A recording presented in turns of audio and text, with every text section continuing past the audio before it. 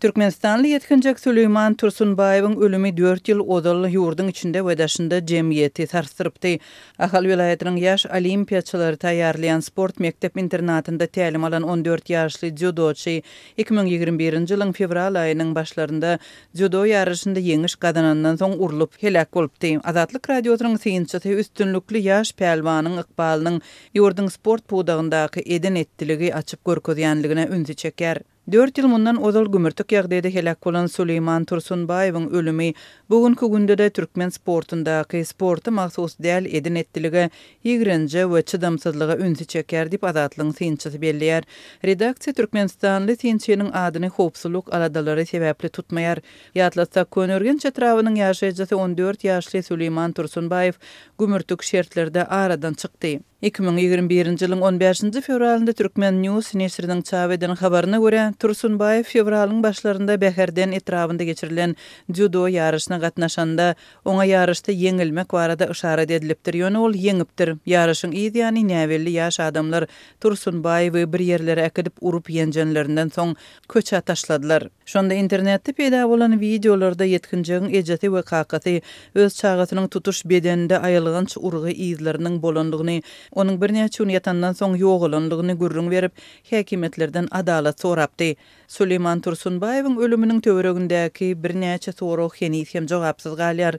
Azatlyň Türkmenistandaky synçysy 4 ýyl mundan odal ýüze çykan bu pajagaly ýagdaýa ünsi çekip, şol gümürtük ýagdaýda wepat bolan etniki özbek asylly ýetkinjek türkmen türgönüniň tragediýasynyň türkmen halkynyň arasynda şol sanda yerli ýaşaýjylaryň we intelligensiýa wekilleriniň pikir alışmalaryna itergi berenligini belliýär. Sonda Türkmenistanda sportun dost dogonlygy, sagdynlygy we ruh belentligi dälde ýigrenje, göripligi, edenetdiligi we çydamsızlygy ýurulandygyny köpleri bilip galdy. Dip Azatlyň synçysy belliýär. Türkmen häkimetleri Tursunbaýewiň helakçylykly ölümi barada jinaýat işini gozgamanlygy nämälim galýar. Ýurdun sport we ýaşlar siýasaty ministrligi hem ýaş pählwanyň ölümi barada beýanat bilen çykyş etmändi.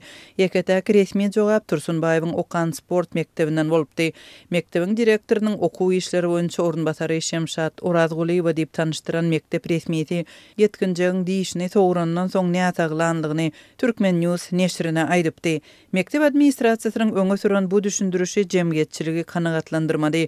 Türkmenistanlylar Süleyman Tursunbaýewiň ölümini derňemek, adalatly suud etmek we onuň ölümine sebäp bolanlary jazalandyrmak talaby bilen bir näçe protest aksiýasyna geçirdiler. Demonstrasiýalaryň biri 2021-nji ýylyň 6-njy martynda New Yorkda bolupdy. Azatlyň synçysy ilat köpçüliginiň 14 ýaşly judoçy Süleyman Tursunbaýewiň bäsdeşlikde Türkmenistanyň içeri işleri ministrliginiň bir kadiýatyndan utulmakdan ýüz öwürmegi sebäpli ýeňişden soň näwelli hüjümçüler tarapyndan urulup ölüm halynda köçä taşlananlygyna we lokmanlaryň ony ölümden halat edip bilmänligine ynanýanlygyny belliýär. Sportdaky sol noktanyklaryň bugün hem saklanyp galýandygyny we iň agyr ýeri sol noktanyklaryň Türkmen rejiminiň ýokary derejeli emeldarlary tarapyndan goldanyp gelinýändigini görmek bolýar. Dip synçy golaýdaky ýagdaýlaryň birini mysal hökmünde getirýär. Türkmenistanyň häkimetleri türkmen futbolçularyna daşary ýurtlardaky türgüneşik oýunlaryna gatnaşmagyny doly gadagan etdi.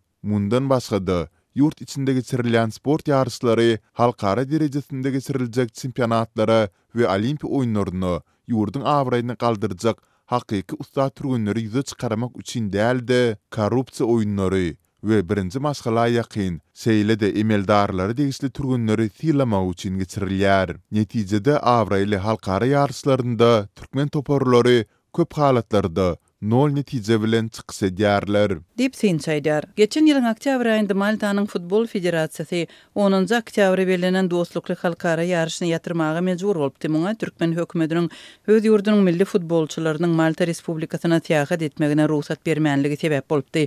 Hema türkmen resmiýetleri şonuň sebäbini düşündirmändi. Synçymyz we Azatlyk radiosu bilen söhbetdeş bolan Türkmenistanly sport ussaatlary ýurtdaky ýaşyrynlyk siýasatynyň ähli problemalaryň üstüne ýapýanlygyna we islendik ýagdaýy gozgamagyň hem adalaty gözlemegiň öňüne böwet bolýandygyny ynanýarlar. Sport ýapyk ýurtda durmuşyň ähli uğurlaryny gaba alan para peskes belasynyň pidasyna öwrüldi. Türkmen sportunda bugün ussaatlyk, dehinlilik, dähmet ýurluk däldi, doping jenjelleri, tire parazlyk, millet parazlyk, çydamsyzlyk we tertip düzüniň aşy gowşaklygy göze ilýär. Dip sinçimiz belliyar. Azatlyk bilen anonimlik şertinde söhbetdeş bolan sport mektebiniň muhallimi, sportdaky problemalar media serişdelerinde gozgalmayan hem bolsa, türkmen sportsmenlerine degişli wagtal göze çykýan aýra başga hadisalaryň ýurtdaky umumy ýagdaýy açyp görkezýänligini belledi. Muny hususan da türkmen sportçylarynyň ýakynda Hytaýda geçirilen halkara ýarışynda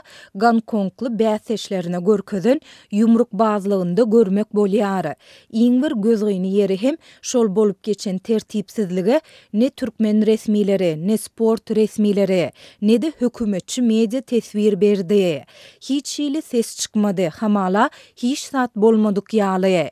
Türkmen sportundaky ýagdaýlar sportçylaryň hereketinde göze ilýär. Dip sport mektebinde işleyen Türkmenistanly mugallim Azatlyk radiosu bilen söhbetdeşlikde aýtdy.